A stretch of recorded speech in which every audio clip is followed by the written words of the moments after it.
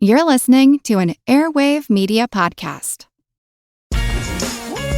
Refreshing wild cherry cola meets smooth cream.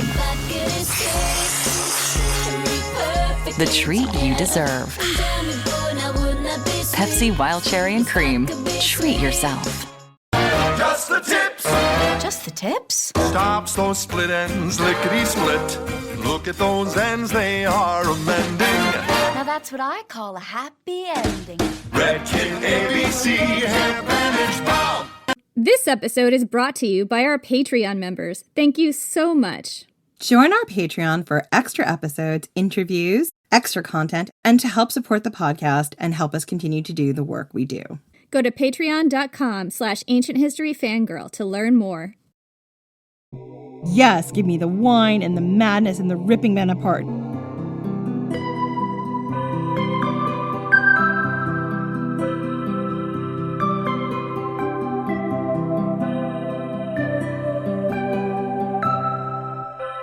Yesterday, when the bees were humming and the birds were calling to their young, your daughter told you that she did not hear the voice of the goddess.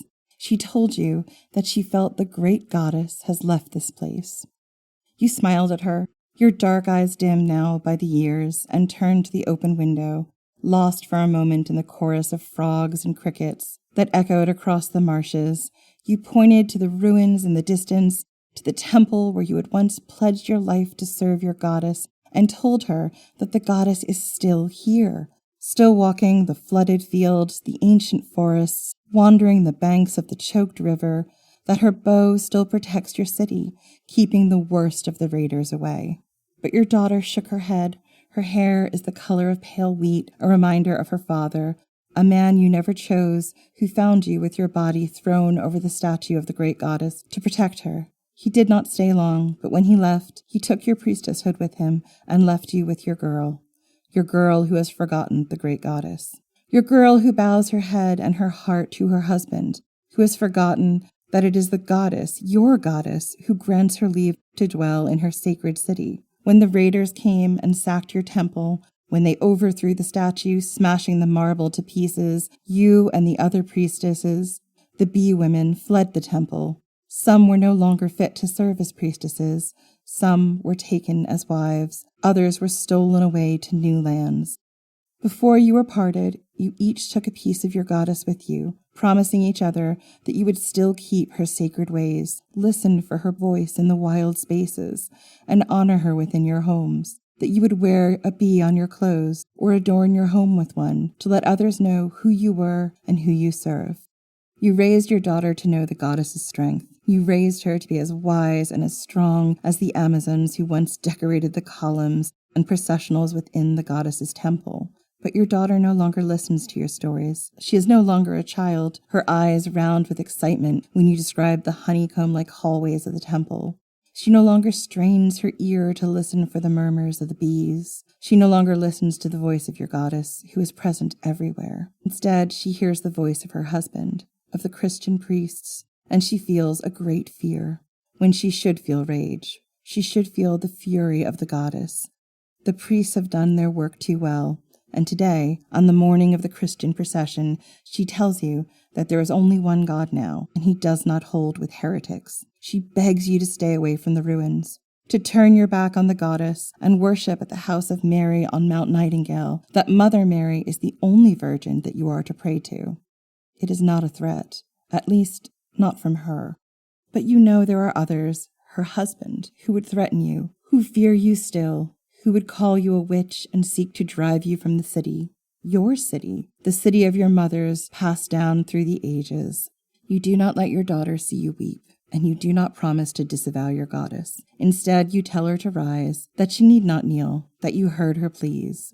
This morning, you go with her and your granddaughter to the great procession through the streets. The Christian priests carry the statue of their sacred mother, held aloft on a platform, adorned with flowers, anointed with oils, and draped in blue ribbons and gold. Your granddaughter points at the statue and says that Mary is the most holy of all women because of her suffering, because of the pain and loss and indignation that she had to endure for her God. But your goddess did not know pain. She meted it out. She punished those who would harm women and children. She was given dominion over the wild, the fields, the hunt, the night. She went to her father and demanded never to marry, never to bow or bend to the will of men, to protect those who sought her aid. She was not made holy by her suffering. She was made divine and worshipped, not for enduring hardship, but for protecting others from it.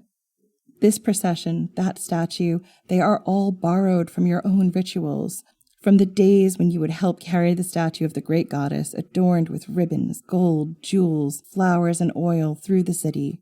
You and the other priestesses were given new robes, your hair was unbound, and you were treated with the highest honor and respect. What you witnessed today was a mockery of your faith.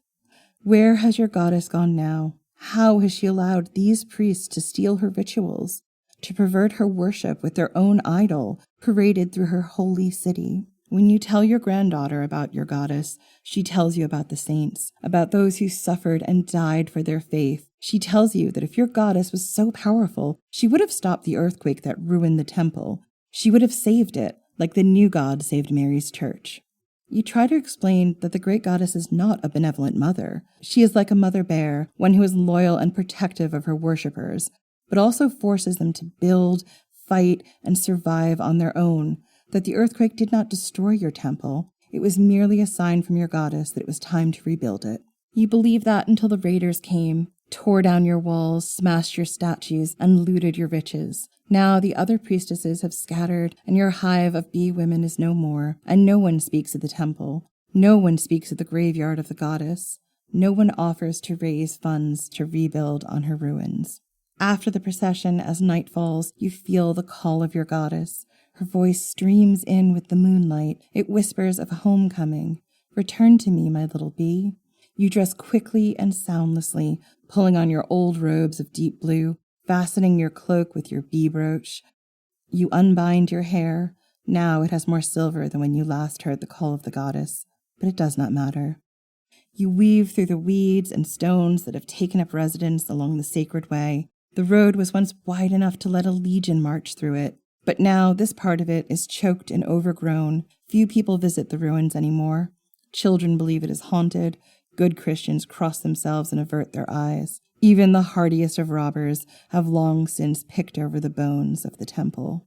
The light of the full moon drives you on, bathing the abandoned marshes in silver. The calls of the lonely owls, the haunted caws of crows, the squabbles of the seagulls all speak to you, messengers of your goddess. They remind you of the other dark nights when you wandered the sacred forest with the other bee women. You close your eyes and breathe in the salty, fresh air, letting the moonlight bathe you, letting it erase the years and horrors. The ruins of the temple loom just over the rise, curving columns like empty rib cages, littering the battlefield of the goddess. All that's left to the outsiders is bones and crumbling columns. They don't feel what you feel. They don't see what you see. They cannot hear her call. They do not know that before she was housed in a temple, your goddess roamed free through the night and the wild, her strength unable to be contained. Tonight, under the full moon, you see them, tiny flickers of votives set into the arches of the ruined sanctuary. You follow them like stars fallen to earth as they guide you back, wiping away the pain and hurt of the long years, restoring to you what was. The temple is no longer tall and arching up to the sky. It has holes in the roof, letting in the rain, the sky, the stars. The beehive-like warren of buildings, rooms, libraries, and treasures are gone. But what stands after so much desolation are the quarters of the bee women, the rooms of the priestesses.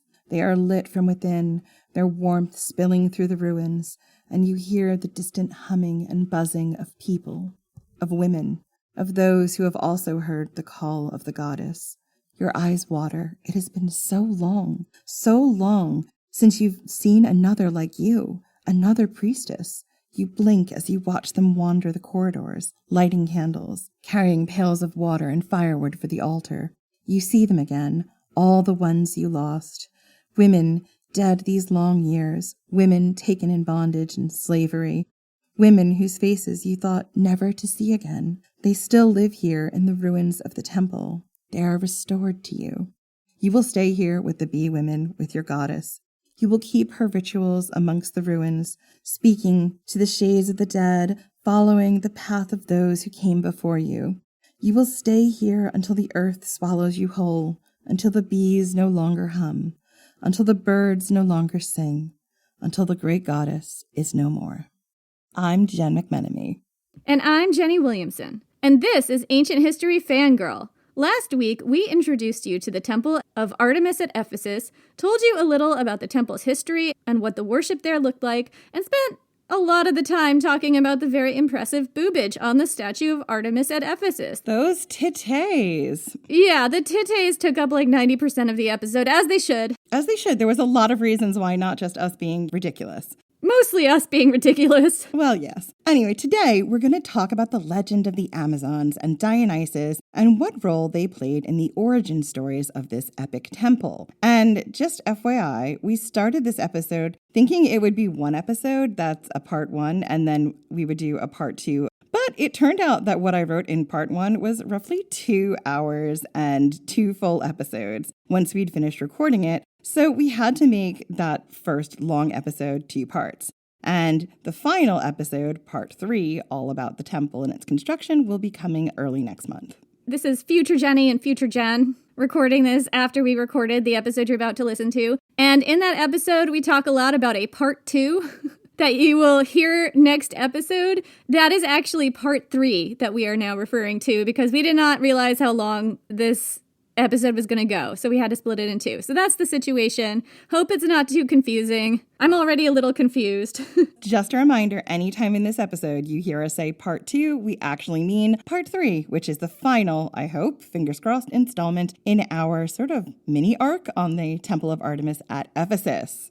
We discussed the goddesses who made this site sacred and which goddesses were worshipped here. Bastet, Cybele or Kybele, Artemis, Hecate, there's like a Kybele, I think there's a few. I couldn't list them all because this is a 25-page episode. Bendis. There is Bendis. Bendis is definitely here, and I will talk about her probably in part 2. Anyway, so let's look at how that worship would actually work. What was it like? Well, to understand that, we have to turn to our good friends, the Amazons. So we have talked about the Amazons before. They were mythical warrior women who, frankly, terrified the fuck out of the ancient Greek men for lots of different reasons, including that they had sex and were also Amazons. They were women with sexual agency and were not tied down by men. Whose society didn't revolve around the home, hearth, and children, and family who had a certain amount of mobility. Their society was mobile. Like, their actual people were a lot of times mobile in ways that the Greeks weren't. So the Amazons were fierce, equal foes to men in battle. They were not bound by the laws of men, emphasis on the men here. They had their own society. This is the mythology of the Amazons. They were often depicted as having their own society, reproducing outside of marriage. They had very little use for men, aside from scratching a biological itch once in a while. They were terrifying. Of course, we love them. I believe we will have re-released our second episode in the series that we did on Amazons way back when, which is about the Scythian warrior women who the Amazon myths were probably based on. So history and archaeology give us a lot of evidence for the historical women who inspired stories about Amazons, particularly the Scythian warrior women who came down from the steppes of Asia Minor and other places. Scythians were definitely known to visit the Temple of Artemis at Ephesus. They rode horses, they dressed in leggings, they were tattooed and fierce, and they would have been enough to terrify any Greek or Roman trader who passed through the busy city of Ephesus or its temple. So the Temple of Artemis at Ephesus may have been a place where Greek traders from ancient times got to meet and see Scythian warrior women who would have inspired these Amazon myths. Like, this may have been the place where Amazon myths arose.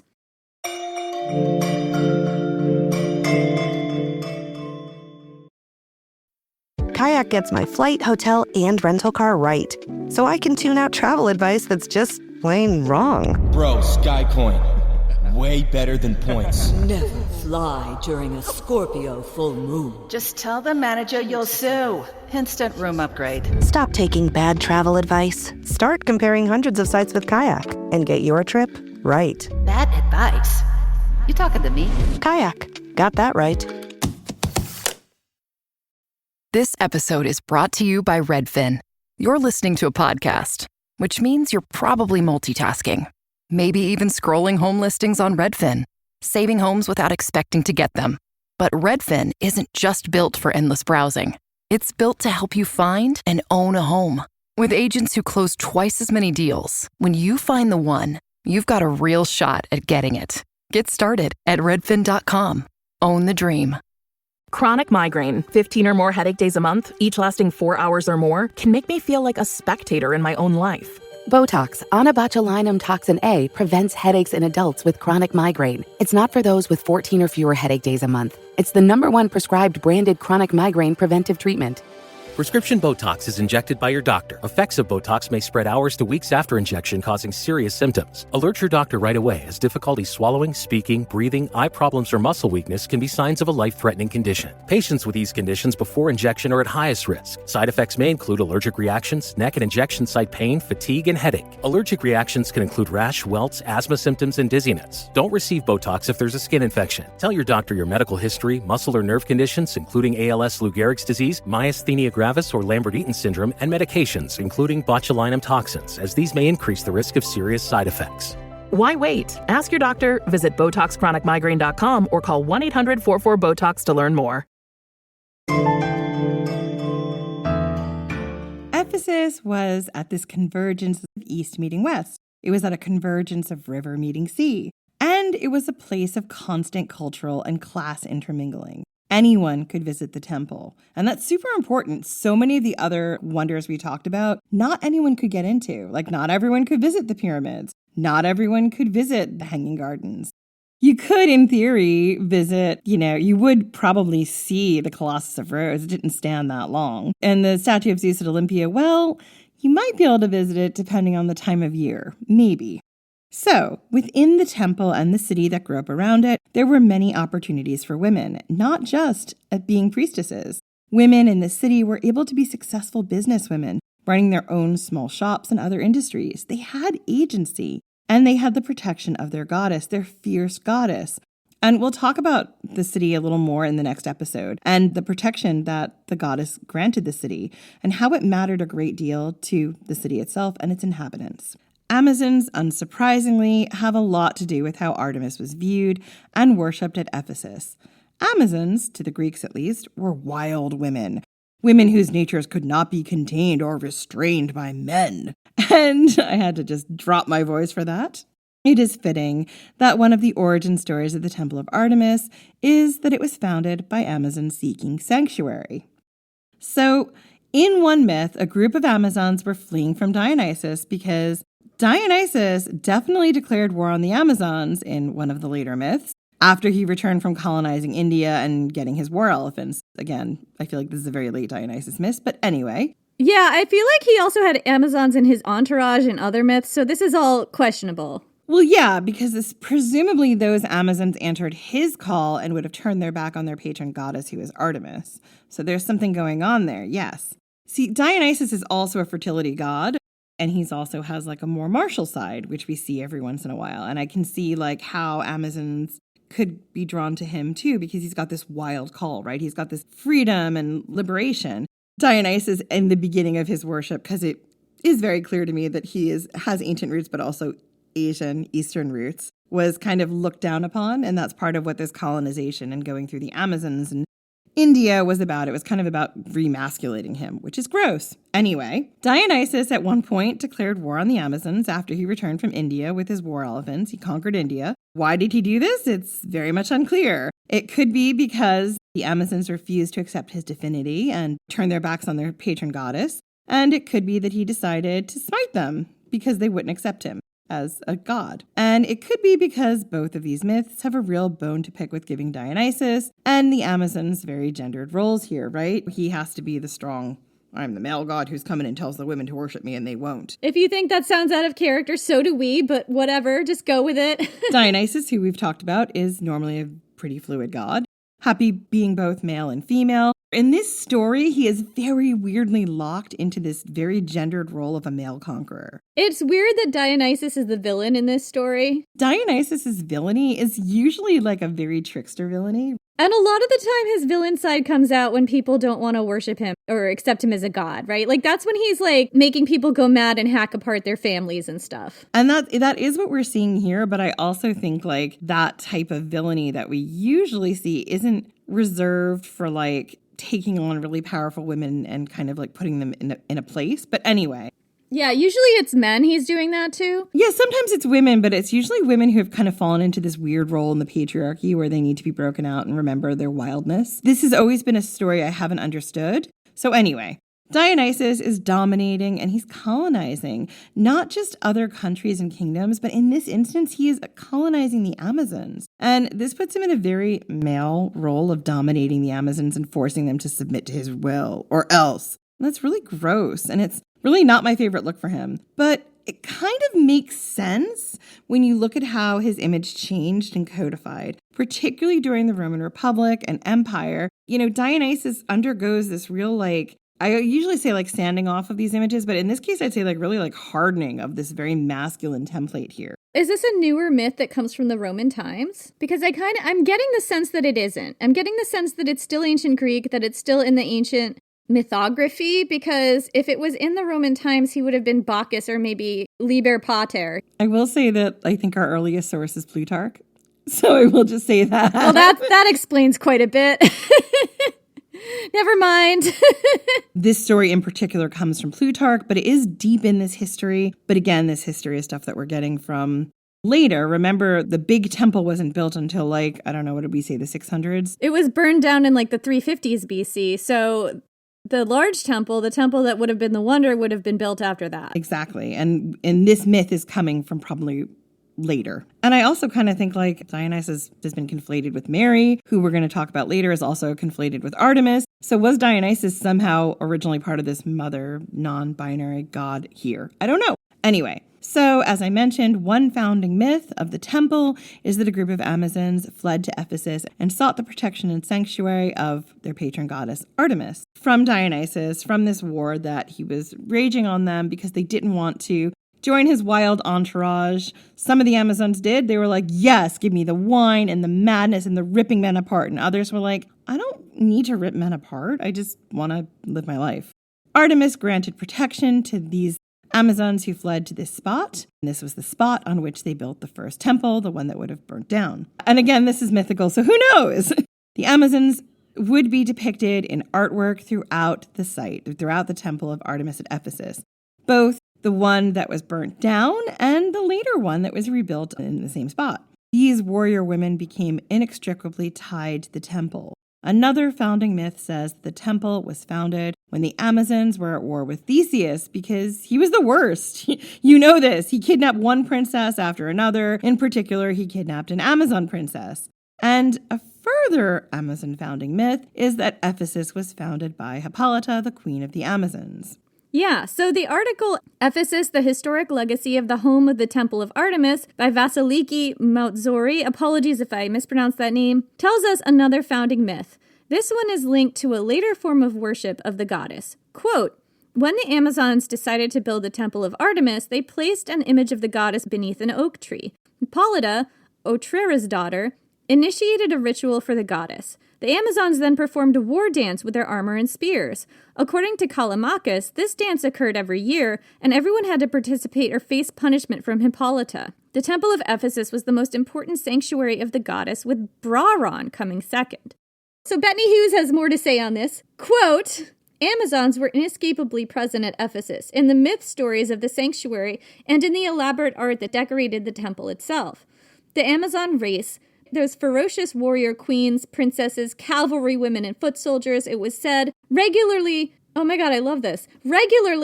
scent-marked the sanctuary at Ephesus, their safe space, with wild nighttime corybantic dancing around the city. The image of these potent, bare-breasted women was popular, fetishized on vase paintings and in Greek drama. The language used to conjure up the sight of the Amazons of Ephesus' temple is decidedly titillating. In one fragment of a lost play, real Ephesian girls imitating Amazons were said to shake out their hair with their hands for Artemis's pleasure, suggestively, I'm sorry, this is... broke you. I'm gonna get through it. Suggestively drop down on their hips and then twerk up from their haunches and waggle their backsides like wagtails or lapwings. Hot. Little wagtails wag their little butts, their little tails. That's why they call that. Yeah. So she's describing these women who were possibly fetishized as Amazons, but they would have been maybe Scythian warrior women, maybe just women from Ephesus or priestesses, I'm not sure, but real women doing these war dances, scent marking the temple, and twerking. This is described in the most, titillating, as she appropriately says, way as possible, with the scent marking and everything. Kind of animalistic, but I don't think it's necessarily bad that it's like that because Artemis was an animalistic goddess. So people worshiping her in an animalistic way would make sense. So I want to stop here and talk about what this quote is telling us. Essentially, the Amazons would rock up into town, theoretically, in the mythology version of this, scent mark their temple. Does that mean that they peed on the temple? Jen has written these notes, question mark. I don't know. Is it just the dancing that was the scent marking? I don't know. I'm getting the sense that the dancing is the scent marking. But when you think about how scent marking actually works, usually that involves pee. Or at least rubbing up against something. I don't know. Were they humping the temple? That's the question we're all asking. That's the question. And the city around it, I don't know. Look, sometimes you just have to hump a whole city. How often have you humped the city? Look, I've lived in New York a long time. I mean, I'm trying to think of places I haven't humped, and I'm having a hard time. You definitely humped the subway. Ew! I'm just kidding. I don't think I've humped most of the city. You've been there a long time. Look, it's a big city, all right. How much humping can I do? You know what? Some of this is personal. Private and personal. We don't need to know. So we're talking about this scent marking, and they would dance wildly around the city, and they would twerk, and they would bare their breasts and just go full on, dancing by the light of the moon.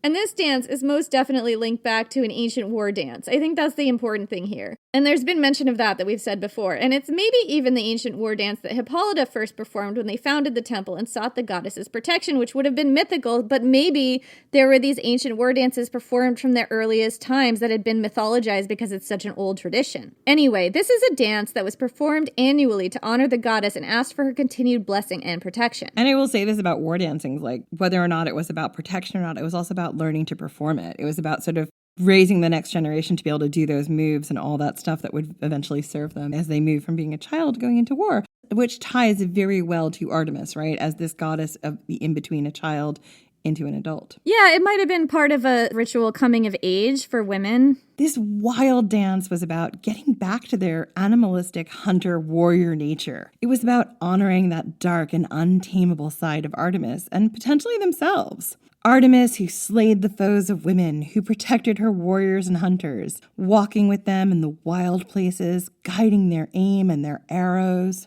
While Artemis could be a protective and nurturing goddess, she was not maternal. She was fierce, brutal, and just like the natural world, she could turn on her followers for breaking the smallest infraction. At Ephesus, a wild riot of color and traditions, of pilgrims and priestesses, commoners and kings mixed together to celebrate and honor the goddess. But things were very different at Braron, which we mentioned earlier. Where is Braron? It's in mainland Greece. It's up in the mountains. So Braron is one of the cities in Attica, which is in the same area that Athens is in, and it is up in the mountains. In some stories where Atalanta came from, she came from a few different places. In these places, worship of Artemis had to do with teaching a child to transition from childhood into adulthood through some ritualized forms of, I'm just going to say abuse, because that's what it was. And we see this very clearly in the comparison of her worship at Ephesus and her worship at Braron and Sparta. So this is what Bettany Hughes tells us about the worship of Artemis at Braron and Sparta. And I'm just going to quote here, quote, "Think of the terrible story of Helen of Troy, raped aged 10. Some sources say she was just 7. God, this is horrible. By the middle-aged Athenian hero king Theseus in the sanctuary of Artemis Orthia on the outskirts of Sparta, because Theseus was the worst. There's a reason we say that. That was a sanctuary where the goddess demanded the ritualized whipping of young Spartan boys to toughen them up. Or indeed, the fate of the young virgins at Artemis's sanctuary in Braron near Athens who, aged 10 to 14, lived in a quasi-boarding school environment. They wore masks and yellow dresses resembling bear skins and learnt a bear dance called the Arctia.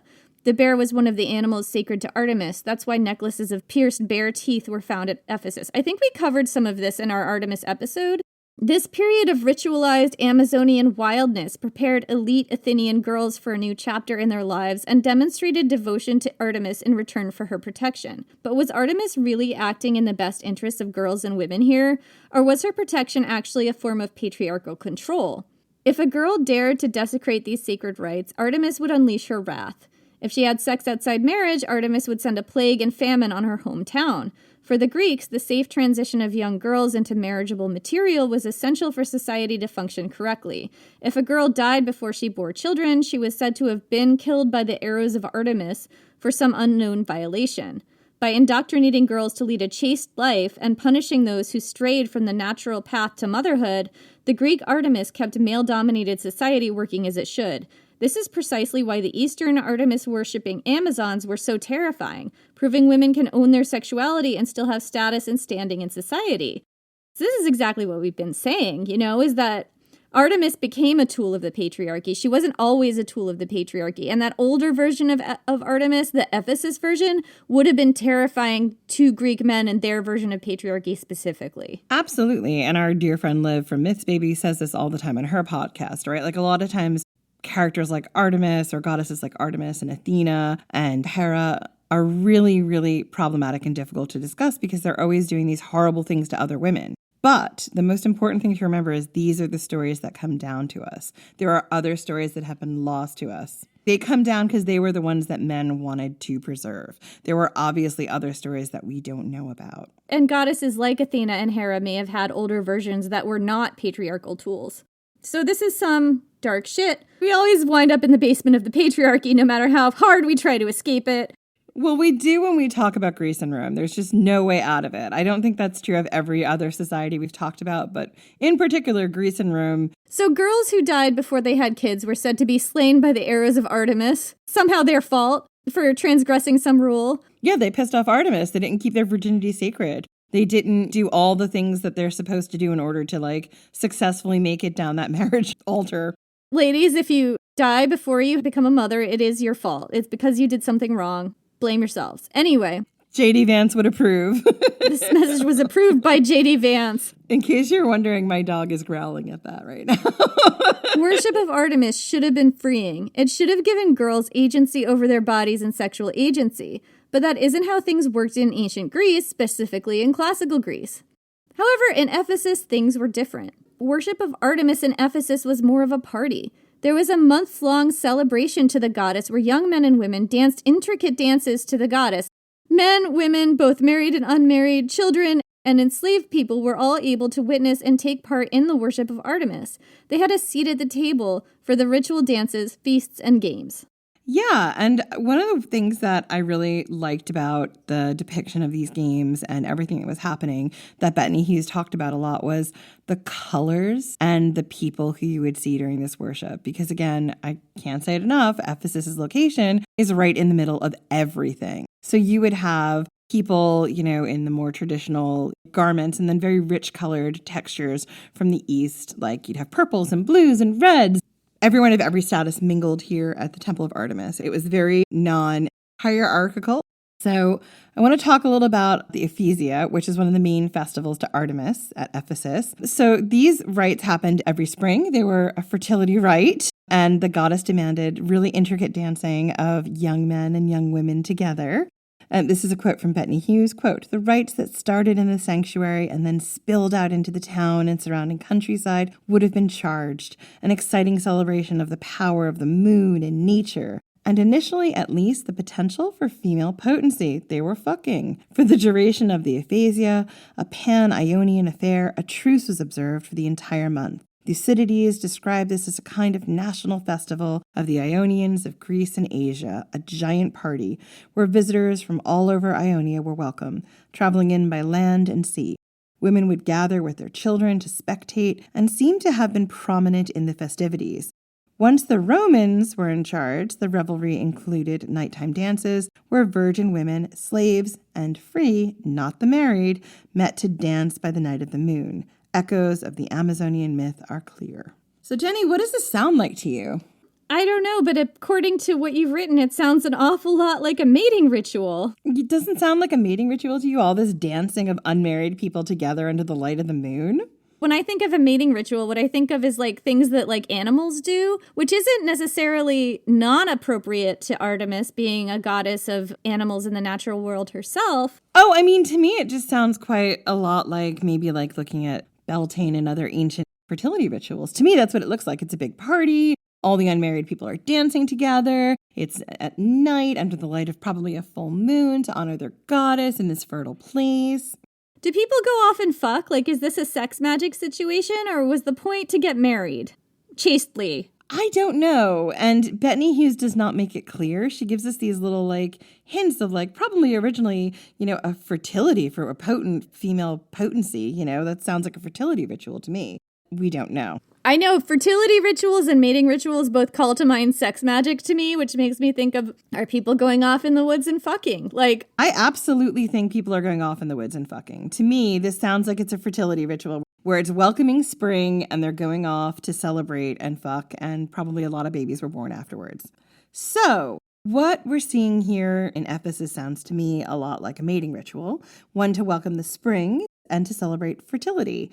And I don't know, I could be wrong, but this sounds very different from how the boys and girls were treated at Artemis's temples on mainland Greece in Sparta and Vraron. What do you think? I think it's pretty different, yeah. I mean, those were all about abusing children and maintaining chastity. Yeah, and I will say that during these dances and mating, maybe fertility rituals, the priestesses of Artemis were able to like preside over, but they did not like take part in the dances and things like that. That was not allowed. No boning. None. No boning. We talked about this.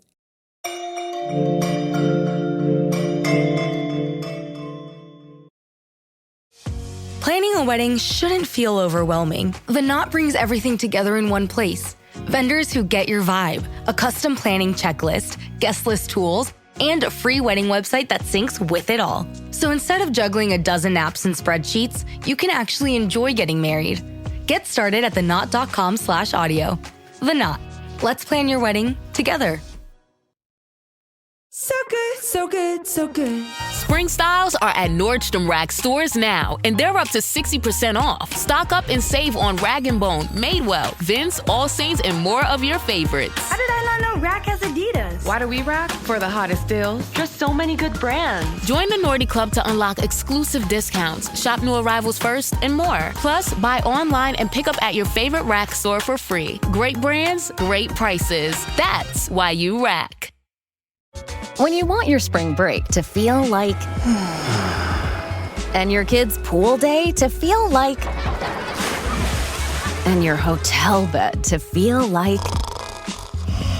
ooh, and room service to feel like... because at Hilton, hospitality feels like... Your cabana's ready. Would you like fresh towels? It matters where you stay. Book now at Hilton.com. Hilton, for the stay.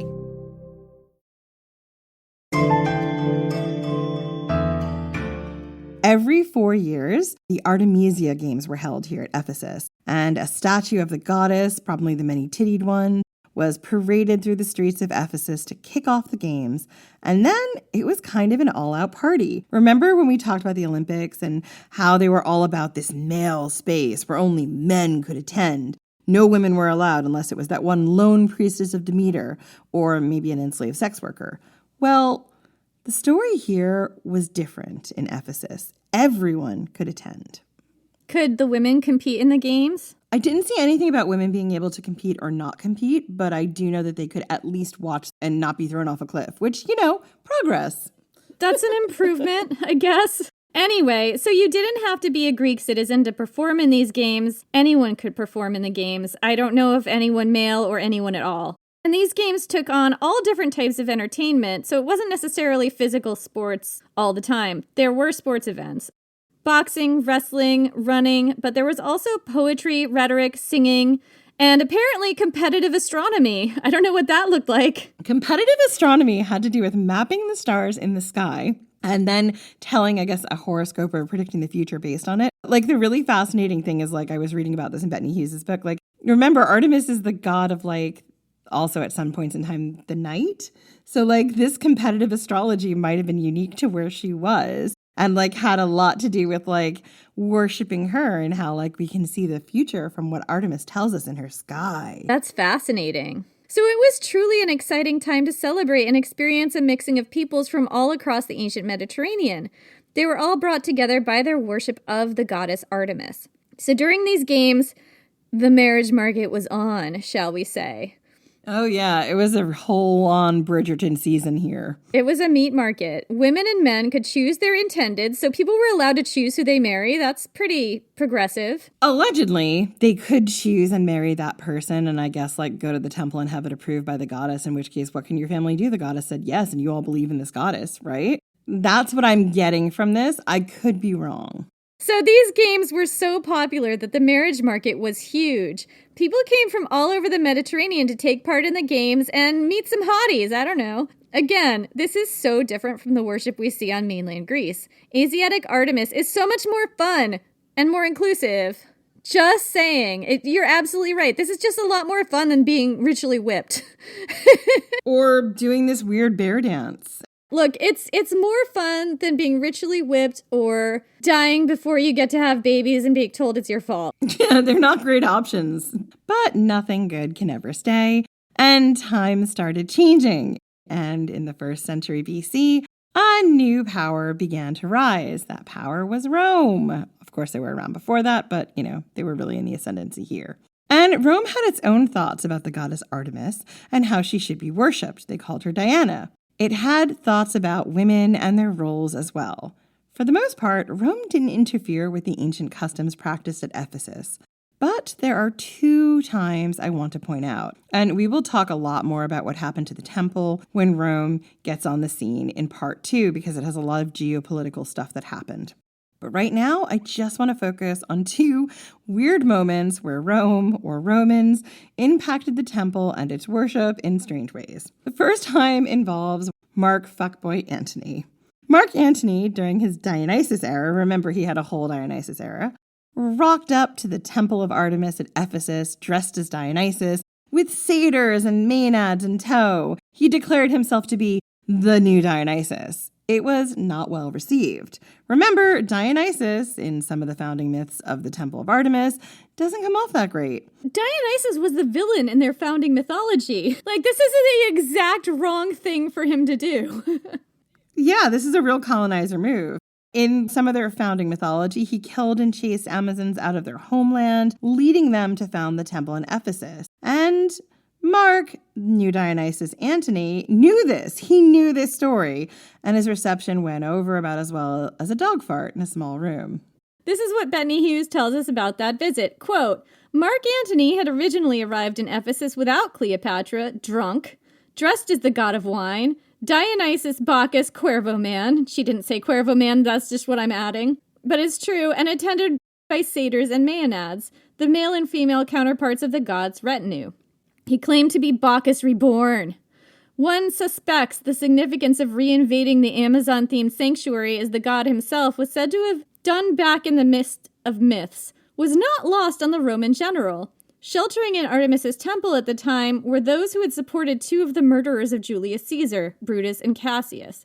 With the exception of 2 men in the group, Mark Antony chose to forgive them. So this was like sending a specific message. Like, he wasn't doing it just out of ignorance. He wasn't doing it out of ignorance. He had a real idea of the message he was sending to the people of Ephesus, to the worshippers of Artemis at Ephesus, and what Romans, in particular Roman men, could do to them and their temple. But the temple at Ephesus was specifically sheltering 2 of Julius Caesar's murderers. So yes, they had claimed sanctuary, and in theory, they should have been safe. So the people of Ephesus weren't thrilled with this Roman dude claiming to be Bacchus/Dionysus, but don't worry, Ephesus would have the last laugh, or at least Artemis would, when Mark Antony launched his final attack against Augustus from Ephesus, which, as you would know from the history, doesn't go well. And that has a lot to do with the geopolitical stuff we'll talk about in the next episode. I can see this here, like this sort of war of messaging going on. Ephesus gets the last laugh on Mark Antony, and I enjoy that. But also just so appropriate that it's this drunk Mark Antony, probably really acting it up. Of course he would do it lit. Yeah, of course he would really ham it up. Well, he would have to, because if he came across as not being sort of like a bit tipsy and a bit silly and party boy in this instance, he might have offended them even more. But anyway, moving on. The second Roman moment that I wanted to mention has to do with something that the goddess Artemis would have also taken as a big fuck you. There's a bigger one with Augustus, but we'll get to it next time. This one was also a huge fuck you. Artemis was the goddess of the hunt, a fair hunt. A human with a bow or a spear taking to the wild to hunt game for food or sport. The key here is fair hunt. She did not like to see animals unfairly harmed or injured. She also wasn't going to hunt an animal that was already wounded. She did not like men who were poor sports, who bragged that they were good huntsmen. I mean, listen, if you are a good huntsman or huntswoman, keep your skills on the down low. Artemis is not cool with your brags. Just ask Orion. At the start of the 1st century AD, gladiatorial games really became a big thing in Ephesus, and the goddess was not amused.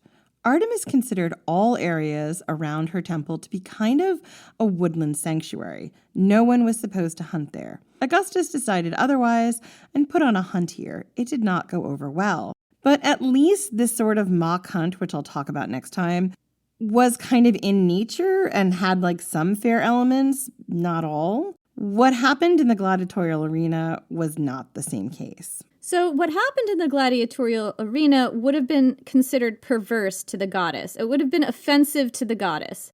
Men hunted other men for sport. Men hunted sick or sometimes intentionally drugged or wounded animals for sport. None of this was fair. None of this was natural. And it was being done in her name. It was ritual, was what her hunts were. The idea with those hunts was that it was a healthy animal, wild animal that you were hunting usually to eat, sacrifice, feast on, whatever. It was not a drugged animal that you were hunting for the amusement of the crowd. This was not okay with her. Yeah, so this would have been a disrespectful mockery of the hunt, and it was being done in her name. It was as if men were trying to colonize nature with this crass mockery of what sport and hunting should be. Our goddess was not a fan. We'll get to more of what happened when the Romans came to power in part 2, but needless to say, the worshippers of Artemis, the people of Ephesus, all had bones to pick with their new Roman overlords. After the Romans came another cult, and this one might have been even more offensive. It had very firm ideas about the role of women and how they should be treated. So around the 1st century AD, a new religion started spreading throughout the ancient Mediterranean. And this one focused on a boy god who was born of a virgin, raised in a humble, blended family, and would eventually go on to preach a radical message of loving and caring for others less fortunate than yourself. He would gather followers from all walks of society to his cause being a belief in one God. Even though, let's be honest, the jury is still out on how one God can actually be 3 people at once, the Father, Son, and the Holy Spirit, and how exactly that virgin pregnancy worked. Anyway, the second half of the 1st century AD saw the expansion of this new religion. And this new religion did not approve of the polytheistic religions in their neighboring communities. And unlike other colonizing religions, the Romans, for example, they were very much about the eradication of these other religions and the belief of the one true God. I'm talking, of course, about Christianity, because the Temple of Artemis would face a meeting with this new religious cult. It would not go down well. Paul, later St. Paul, the keeper of the keys to the gates of heaven and one of Jesus' apostles, took it upon himself to battle the scourge of Artemis worship in Ephesus. So here's a quote from Bettany Hughes, quote, Paul made his way to Ephesus to diminish Artemis's power rather than to nourish it. Standing and calling to all who would listen, we are told that Paul denied the goddess and those who served her, decrying her cultic special magic language, her trinkets, and her totems. There was plenty for him to despise. The Megabyzos, the eunuch temple warden, was still in charge at the time of Paul's visit, along with his companion, the high-ranking priestess who performed public sacrifices, maintained Artemis's cult, and distributed money to the choral composers and singers, the hymnodoi, on Artemis's birthday. See, I wanted to include this quote because it tells us that the worship of Artemis in Ephesus at this time was still very prevalent. Paul and other later apocryphal tales of St. John complained about the worship of Artemis.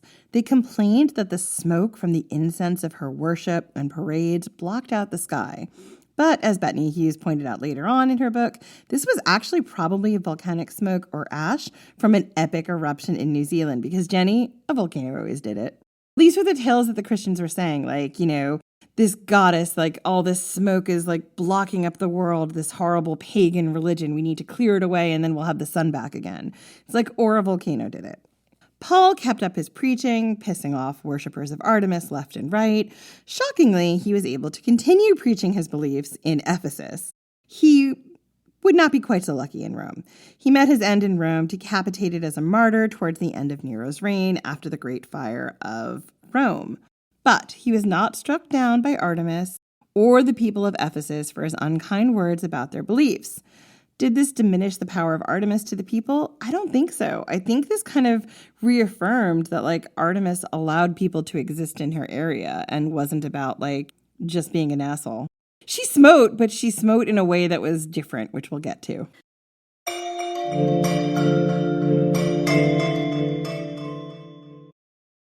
Are you dreaming of the perfect prom, but there's just one thing holding you back? Speak English, Mom. Welcome to EthnoSync, Ethnic Modification. What is this place? We help you reach your true potential. How are you feeling? It's good to be white.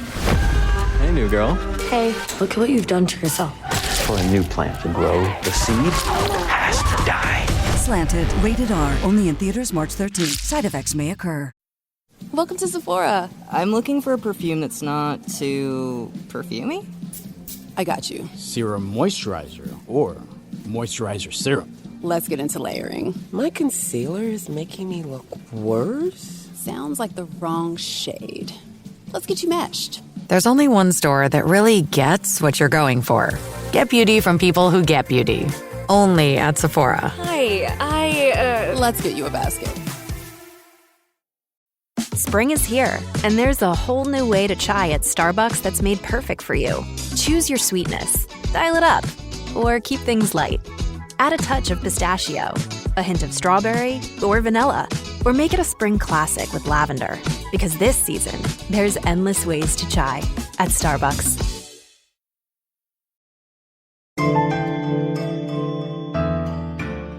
So the stories we're told about this time have a lot to do with the early Christians, particularly St. John, going into the Temple of Artemis and cracking the altar of the false god. These stories are definitely apocryphal because we know at this time the worship of Artemis was extended by the Romans. Nero himself was so enamored of one of the statues at the temple, one of an Amazon woman riding a horse with a spear, that he had it moved to Rome. He called the statue She of the Lovely Legs. He just wanted to ogle this statue. Pretty much, and he removed it out of Artemis's temple and was like, I just want to look at this lovely legs. I'm not sure if he liked the horse in the statue more or the woman. And interestingly, Ephesus was said to be where the first church dedicated to the Virgin Mary was founded. I don't have an exact date of when the church was founded, but essentially Ephesus became sacred because Mary was said to have died there, right? At the age of 51. Probably would have been, if 33 is when Jesus died, we're talking somewhere around, and Mary had Jesus at 14. We're talking maybe 60 or 70 AD. I would say sometime from the later half of the first century AD would have been about when this started becoming a sacred space to the Christians, and they built a mythology around this, particularly because Paul had been there and Mary was said to be buried and died there, and her first church was formed there. We don't know exactly when this happened, but into the 200s through 400s, the prominence of the Christian religion would grow in Ephesus. So Mary died at age 51, and allegedly that was at Ephesus. She was buried at Ephesus, theoretically. Ephesus already was famous for one virgin who would not bow to men, and now it found itself infamous for a virgin who did her duty and was impregnated by God.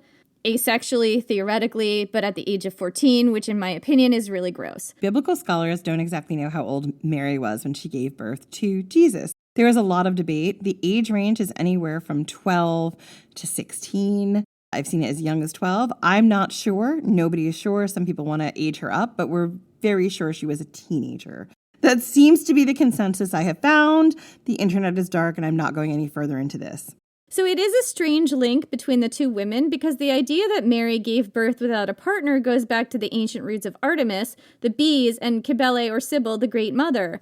Mary was said to be a goddess or, patron saint of childbirth, children, young girls, the sick, offered sanctuary to those who asked for it. This is very much something out of the Artemis playbook, right? I mean, Artemis also reproduced asexually.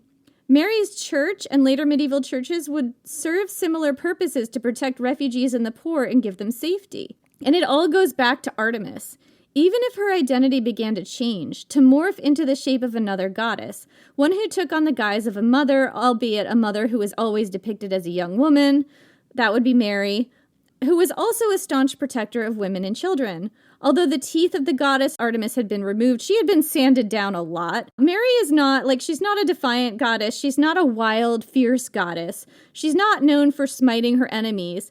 Artemis still existed in this new form that was very much shaped by the patriarchy. In fact, as worship of Mary and Christ continued into Ephesus, the people had a lot to say about it. And here is what Bethany Hughes tells us. Quote, "Women and men believed that Artemis had been born in Ephesus, that her cult image had miraculously appeared there. And they knew that by honoring her with a massive temple, they had made their city rich. Little wonder that we hear from the Acts of the New Testament in response to a suggestion that Jesus should replace the wild, protecting virgin huntress. Quote, when they heard this, they were enraged and were crying out, 'Great is Artemis of the Ephesians.'" An inscription from Ephesus encapsulates the urgent need that both Ephesians and visitors to the temple must have felt to adore her. This is a quote that was inscribed on the Temple of Ephesus. And the only place I've seen this is, again, Bethany Hughes, which is why I'm directly quoting. Quote, "Artemis of the beautiful quiver from my family, for she is the leader of every city as midwife in childbirth, increaser of crops and giver of fruits. Bring a gold and ivory statue of her from Ephesus and place it joyfully in a temple. She will ward off pains and undo the destructive enchantments of plague, consuming with blazing torches the torchlit nights, the symbolic figures of wax made by the arts of the magicians. When you have carried out my instructions for the goddess, honor her with hymns and sacrifices as delighting in the bow, invincible, unapproachable, with unerring aim. The famous sharp-sighted maiden, in dances and feasts let maidens and boys all over the salty lands of the Maeonian river Hermos celebrate her, crowning her with broad myrtle crowns and calling on the pure Artemis of the Ephesian land, that she shall be your uncorrupted helper forever. But if you do not execute this instruction, you will pay the penalty of fire." Wow. All of this is essentially to say that worship of Artemis didn't stop as Christianity expanded into Ephesus. While the Christians really tried their best to stomp out the worship of Artemis, including defacing local statues of the goddess with crosses, X's on them. I have questions. So essentially they would go around and make an X on the face of the statue. It was very weird. They were trying really hard to be like, this is an idol. Don't look at it. Don't worship it. And the people were like, or we rub this off and look at you like you're a weirdo. But I guess they were very afraid, the Christians, of the power of this goddess and the hold she had over the city. So they weren't quite at the point where they toppled the statues or decapitated them. These X's were kind of a stopgap in between them being able to do what they wanted to do, which was just destroy all these statues, which is dark. Ultimately, they were unsuccessful at this point in time, and their fear was telling. The Christians were afraid of the power and the sway of the goddess over Ephesus. And they had a right to be, because the goddess did not disappear. She actually started to become part of their own religion as she blended with Mary, and worship of Mary as a saint, which should not have happened because that sounds like a cult. While some parts of Artemis were becoming entangled with this new cult and their mother goddess Mary, other parts remained uniquely worshipped and celebrated in Ephesus. In fact, during the 1st century AD, worship of Artemis expanded. There was only one thing that could and would stop the worship of Artemis, and it was actually Artemis herself, or the wild natural world. First came the earthquake. In 262 AD, a massive earthquake in Ephesus caused incredible damage. Mosaics were destroyed, the building was structurally damaged, and the incense burners and fires on the altar of Artemis caused the temple to catch on fire. The damage was probably on par with Herostratus' original fire 600 years earlier, causing massive destruction.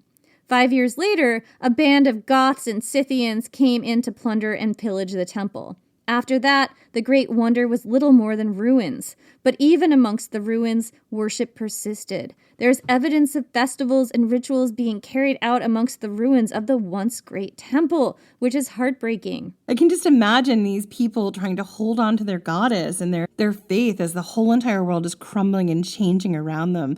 It was one of those things where when I was doing the research for this, like I said, I really struggled with how to get my teeth into the meat of this episode because there's so much geopolitical stuff. But this was the image that stayed with me.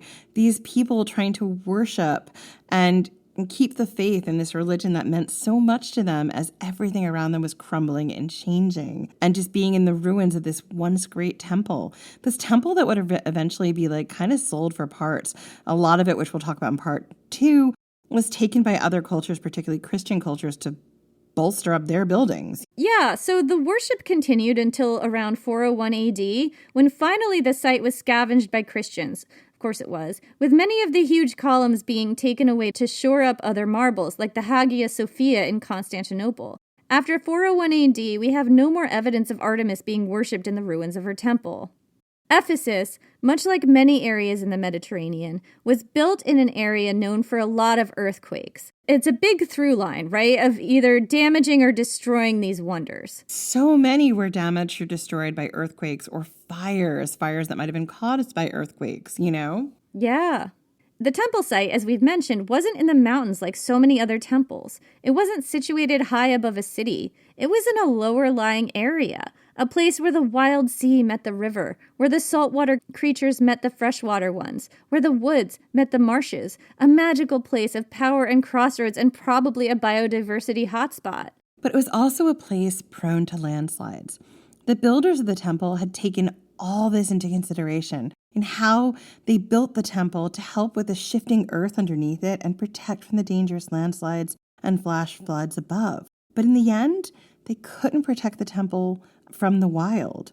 The goddess demands. She gave the city of Ephesus her protection.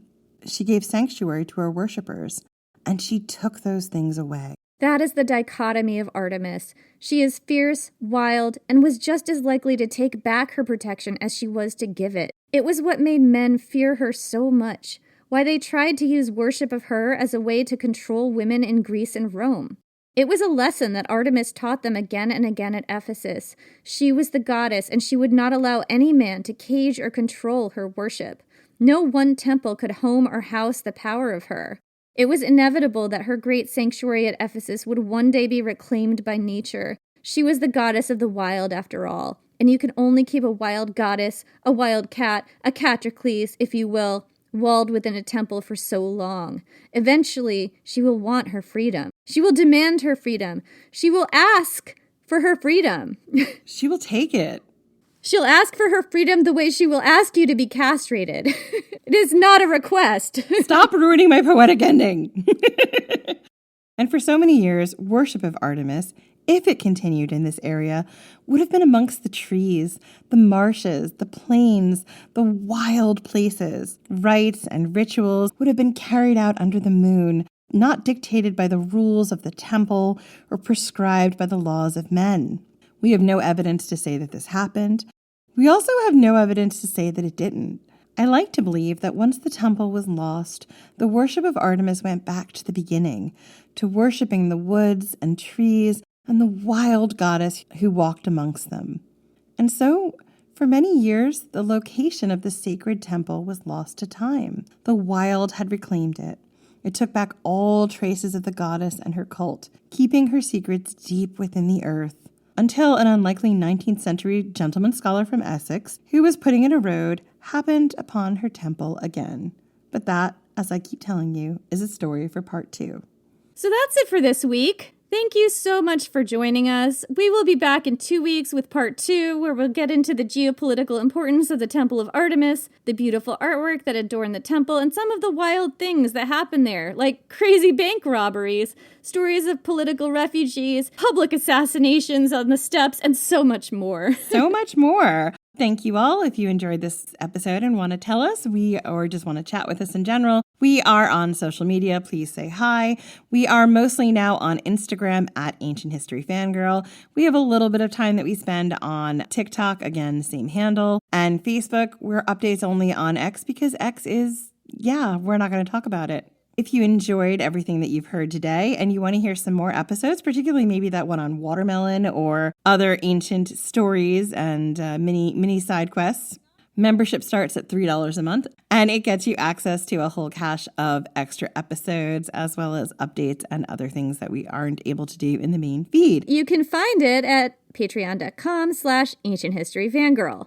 And we've got some patrons to thank this week. Thank you all so much for your support. You're the reason that we're still able to make the podcast. If we didn't have your support, unfortunately, we wouldn't be able to do this anymore. That's right. We apologize to anybody whose name we mispronounce. Hopefully we don't. Thank you so much to our patrons. First up tonight is Jamian, Karen Lynch, Allie, just Allie, Luke Sikich, Miss Quirky Bookworm, great name, Frederick, just Frederick, Holly24CG, Rhonda Libby, Anna Hodkinson, Mary Ashlyn, Mitsubi, Heather Skinner, Rebecca Axamit, Magda Soapy, Brenna Troll, Abby Kolosieke, Jennifer Martin, Max, just Max, Topher Brennan, and Mitz and Lavem. Thank you so much. We really appreciate your support, and thank you all for listening, and we will see you next week, or in 2 weeks, or we will see you whenever we see you next.